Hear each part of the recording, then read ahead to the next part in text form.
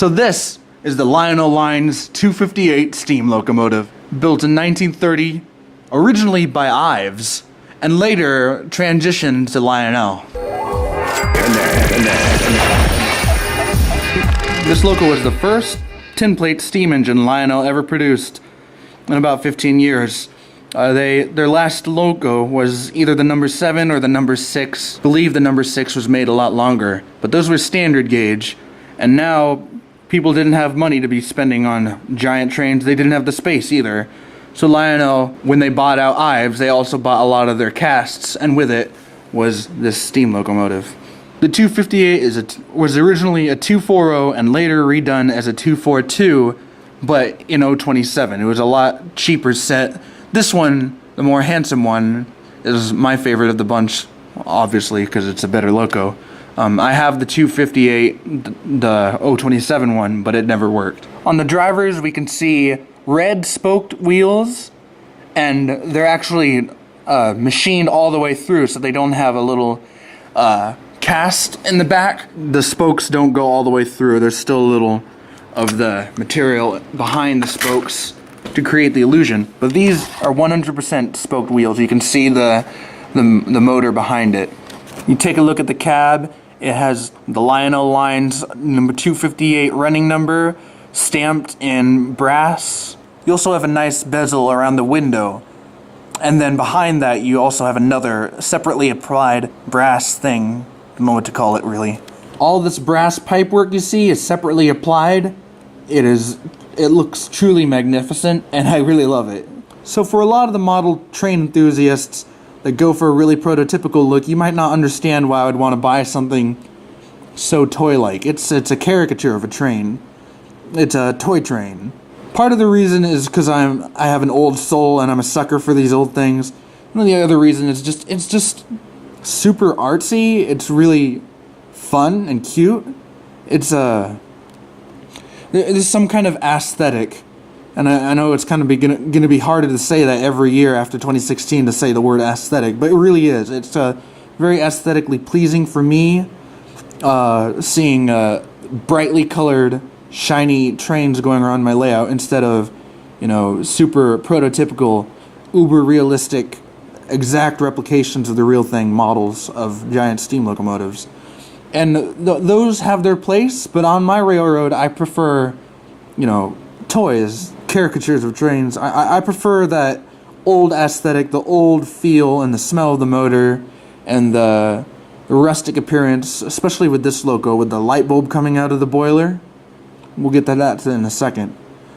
But I really can't express how much I love this classic period of Lionel toy trains. Ever since I saw one the first time when I was a little kid, I always thought they were cooler than the big, giant, expensive models. Now we're going to take a look at the boiler. You'll see these two posts here. Those posts are originally for flags. If you have two plastic flags, you'd normally put them in there. Mine didn't come with them because I bought it used. But it still looks really neat with the flags, and I didn't even know the 258 had an option for those flags. Something you see a lot in the higher up, more expensive toys from that time, early 1930s. The boiler folds down, and so you can replace the light bulb and get to some of the things behind there. That's what this little hinge is for, that, you'll push that down and it'll go. I'm not going to open it right now because it'll scratch my engine. Don't want to do that. When you take a look inside the cab, there's not a lot of detail. Hardly any, actually. But you'll see this little lever in the middle here and this little space. That is to reverse the engine since it was not equipped with an E unit. I believe there is a 258E, but I don't have that. And I'm kind of glad I didn't have that because a lot of the times the E units break and they stop going forwards.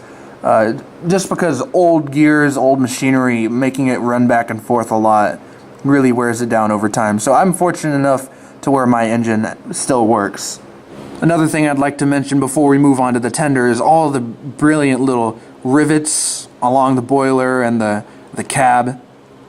I also like to take a moment to notice the great work on the great action. You got the rods, a lot of rod action. Here's the tender. It's a 262T tender, the 8-wheel tender. A lot of these 258 locomotives came with a 4-wheel tender. I was fortunate enough to find one with an 8-wheel tender. The journals are fantastic. I've never actually seen one with brass stamp journals. I believe that's what they're called. They look amazing. All of my Lionel stuff, and I'm sorry for the horrible condition these cars are in, but normally they're nickel, like such. Along the back of the tender, we have a nice separately applied brass ladder to get up into the back of the tender. There's a little hatch for oil too. The coal load is exactly what you'd expect from the time period. Barely looks like any coal at all. It's a sheet of tin stamped with a few little cones from the inside, and it does its job nicely. I actually really like it. It's beautiful. It hasn't been scratched up a lot, which sometimes you can see with these. Now, I'm unsure whether this Loco was painted or not, but either way, it still looks fabulous, and I really don't care if it's painted or not. I'm not crazy on anything being 100% original. I just love the trains, and I love to see them running. To have one in front of me is all I could ask for. And so, with that, I really got a great deal. I love this engine. It's my new favorite. We're going to borrow an asset from fellow train enthusiast videos. Best feature in my opinion, but we're gonna dub it Highlight something. I don't know, I'll come up with another name later. The best part of this engine, besides the toy aesthetic, the tin and everything, is the light bulb on the front of the boiler. The exposed light bulb. I love that. That really makes the set for me. It is so adorable. It is fantastic. That said, let's get her going.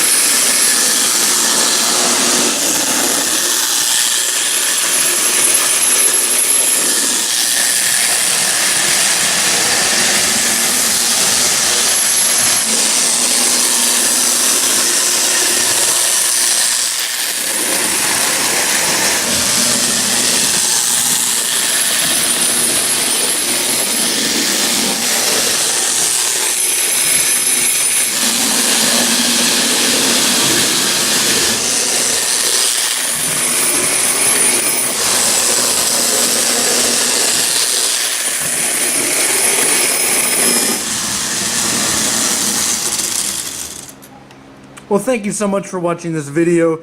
If you enjoyed, please leave a like, and if you want, leave a comment. If you're new to the channel, please consider subscribing. It really helps me a lot. And it just motivates me to keep on doing videos for you all. Thank you. Have an awesome day, trolls. Peace.